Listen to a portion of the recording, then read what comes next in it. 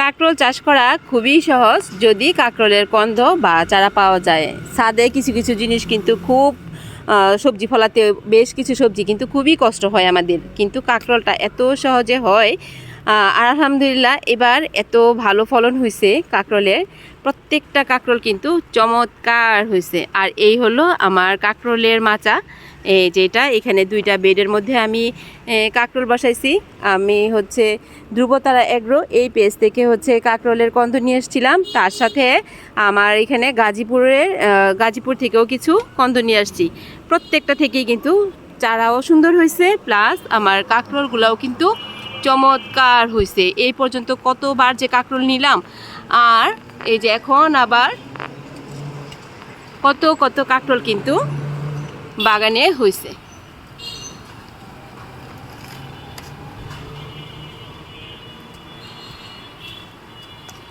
কাঁকরোল চাষের সময় হচ্ছে সামনের আবার ফেব্রুয়ারি মার্চ মাসে কাঁকরোল বসাতে হবে, কাঁকরোলের কন্দটা বসাতে হবে। আর এবার আমরা যারা কাঁকরোল চাষ করেছি সেই কন্দটাকেও কিন্তু আমরা সংরক্ষণ করে রেখে দিব।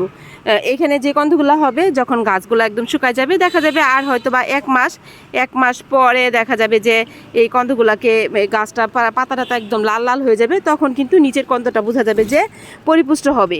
সেই কন্দটাকে আমরা যদি এর মধ্যে রেখে দিই তাহলে কিন্তু এর থেকেও চারা হবে, অথবা অন্য যে কোনো ছোটো একটা টবে একটু মাটির মধ্যে বা মাটি বা বালিযুক্ত দিয়ে সেখানে যদি রেখে দেই সেখান থেকে সেটাও কিন্তু সংরক্ষণ থাকবে। তারপরে আবার আমরা যখন ফেব্রুয়ারি মার্চ মাসে বসাবো তখন আবার এইটাই বসাই দিব, এর থেকে আবার সুন্দর চারা হবে। একবার চারা সংগ্রহ করতে পারলে দেখা যায় সে তার থেকেই হচ্ছে প্রতিবার হচ্ছে চারা তৈরি করা যায়।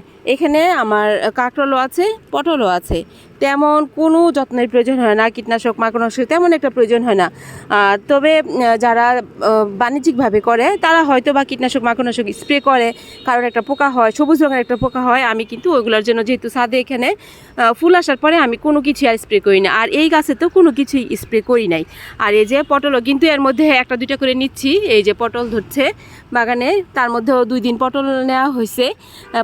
কাঁকরোলের জন্য পটল গাছটা আমার একদম একটু নিচের দিকে পড়ে গেছে, মানে কাঁকরোল এত ছড়া ছড়ছে যার জন্য পটলটা একটু কম হয়ে গেছে।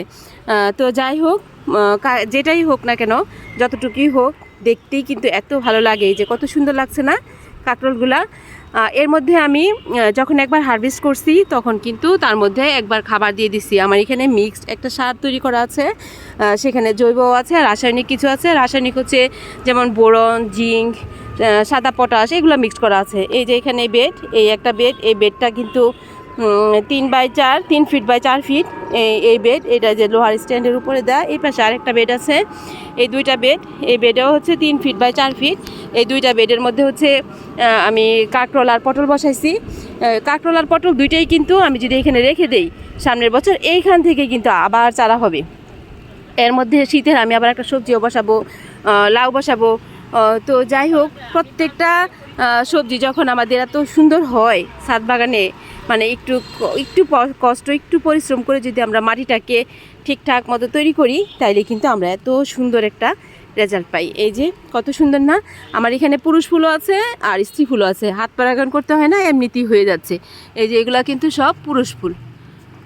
এই পাশে যে এগুলো সব পুরুষ ফুলের কাঁকরোল নিয়ে হয় না, নিচের অংশটা এরকম সাদা সাদা থাকে। আর এটা হচ্ছে যে স্ত্রী ফুলের নিচে কাঁকরোল নিয়ে হয়, মানে পুরুষ ফুল আর স্ত্রী ফুল একসাথে হচ্ছে, আর তার জন্য প্রত্যেকটা কাঁকরোলও কিন্তু টিকে যায়।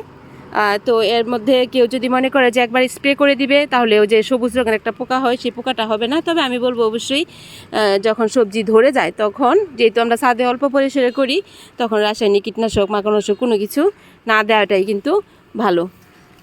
আলহামদুলিল্লাহ, এই যে কত সুন্দর কাঁকরোল হয়েছে। মাচার ভিতরেও কিন্তু আরও আছে, ওই ভিতরের দিকে আছে, পিছনের দিকে আছে কাঁকরোল। আর এই পর্যন্ত বেশ কয়েকবার কিন্তু কাঁকরোল নিতে পারছি। প্রত্যেকটা কাঁকরোলের সাইজ কিন্তু খুবই সুন্দর। এই যে সাইজটা, স্টাইলটাই অনেক সুন্দর। এই তো তারপরে এই যে এখানে, তারপরে ওই যে আরও আছে, এটা আরও বেশি বড় হয়েছে আলহামদুলিল্লাহ।